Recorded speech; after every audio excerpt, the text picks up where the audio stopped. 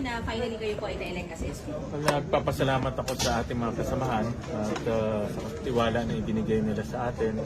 At kita naman natin na tuloy-tuloy yung trabaho. In fact, yung mga bills na matagal nang nakabindin ay natakol ngayon. Importante, susunod naman yung commission and appointments para yung mga 5 general na ipit rin dahil doon sa mga pangyayari ay mako-confirm na ngayon. How And does it feel? then mamaya may mga ibang bills pa How kami. does it feel, sir, na yung seatmate ninyo na si Senator Joel ang sumelyo doon sa 13? Well, original seatmates kami. Alam niyo naman, yung 2016, magkakasabay kami lahat na naging senador at bumuo kami ng grupo, yung seatmates.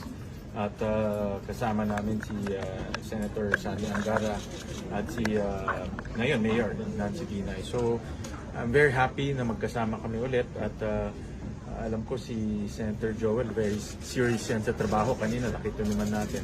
At ganyan talaga ang dapat mangyari, trabaho na. Nag-offer ng cooperation si Senator Alan Cayetano? Yes, of course, we will reach out to the minority. Hindi naman to majority lang, but this is a Senate composed of 24 senators. So I'll definitely reach out to all of our colleagues, no, especially in the minority. There are allegations and the pressure yung Statement lang, sir, na finally kayo po ay na-elect as SPO. Nagpapasalamat ako sa ating mga kasamahan